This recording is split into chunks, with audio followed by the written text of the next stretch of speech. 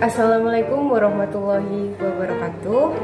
Kami dari kelompok 8. Kami di sini akan menjelaskan atau membahas tentang teori-teori komunikasi massa. Teori tersebut diantaranya adalah teori jarum hipodermik dan teori uses and gratification. Teori pertama adalah teori jarum hipodermik. Teori ini menjelaskan bahwa media massa dapat menimbulkan pengaruh yang kuat terhadap khalayak, seperti halnya dalam menyuntikkan obat yang langsung masuk ke dalam jiwa penerima pesan atau khalayak.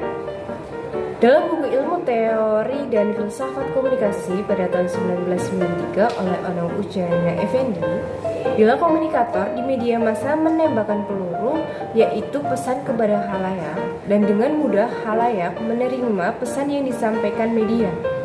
Teori ini disebut dengan teori jarum suntik. Teori jarum suntik memiliki model satu arah atau one step flow, yaitu media massa langsung kepada khalayak sebagai mass audience. Bagian penting yang ada dalam teori jarum hipodermik. Yang pertama adalah media berperan sebagai komunikator yang menyampaikan pesan.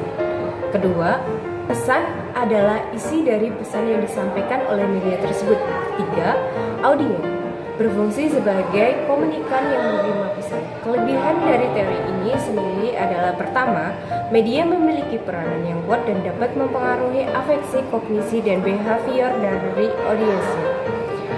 Kedua, audiens dapat lebih mudah dipengaruhi. Ketiga, pesannya yang mudah dipahami. Yang keempat adalah pemerintah. Dalam hal ini dapat memanfaatkan media untuk kepentingan birokrasi atau negara otoriter. Lalu di sini ada kelemahan dari teori ini sendiri. Yang pertama adalah keberadaan masyarakat yang tidak lagi homogen dapat mengikis teori ini karena tingkat pendidikan masyarakat yang semakin tinggi. Lalu yang kedua adalah meningkatnya jumlah media massa sehingga masyarakat menentukan pilihan yang menarik bagi dirinya. Adanya peranan kelompok yang juga menjadi bagian dasar audiens untuk menerima pesan dari media tersebut. Yang kedua adalah teori uses and gratification. Terdapat berbagai macam teori yang bisa digunakan dalam menjelaskan studi tentang alasan seseorang menggunakan atau memilih sebuah media.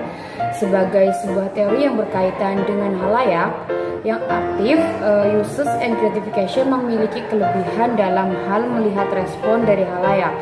Teori ini mengasumsikan bahwa pengguna media memainkan peran aktif untuk memilih dan menggunakan sebuah media. Lalu dalam teori uses and gratification ini ditekankan bahwa pengguna aktif untuk menentukan media mana yang harus dipilih untuk memuaskan kebutuhannya.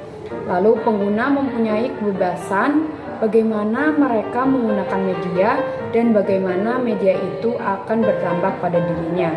Upaya yang diperlukan untuk memenuhi kebutuhan sangat bergantung pada tersedia atau tidak tersedianya media dan kemudahan untuk memanfaatkannya. Kita bisa memahami interaksi orang dengan media oleh orang itu atau uses dan kepuasan yang diperoleh atau gratification. Khalayak aktif memilih media karena masing-masing pengguna berbeda tingkat pemanfaatan medianya. Pada dasarnya, teori ini mempunyai 5 asumsi yang dikemukakan oleh Katz, Blumler, dan Gurevich, yaitu yang pertama adalah khalayak aktif dan penggunaan medianya berorientasi pada tujuan. Lalu yang kedua adalah inisiatif dalam menghubungkan kepuasan kebutuhan pada pilihan media tertentu terdapat pada anggota khalayak. Lalu yang ketiga ada media berkompetisi dengan sumber lainnya untuk kepuasan kebutuhan. Lalu yang keempat, orang mempunyai cukup kesadaran diri akan penggunaan media mereka, minat dan motif sehingga dapat memberikan sebuah gambaran yang akurat mengenai kegunaan tersebut. Lalu yang terakhir ada penilaian mengenai nilai isi media hanya dapat dinilai oleh khalayak. Jadi kesimpulannya, teori jarum hipodermik adalah teori yang berpusat pada media, di mana media berperan aktif ketimbang audiens atau khalayak, yang khalayak itu sendiri tidak bisa mengelak informasi yang telah diberikan media, sehingga mereka hanya bisa menerima pesan media tersebut.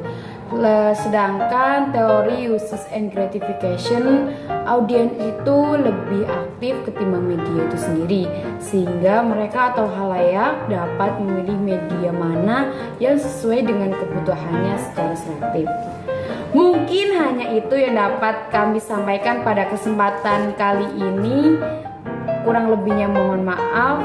Terima kasih. Wassalamualaikum warahmatullahi wabarakatuh.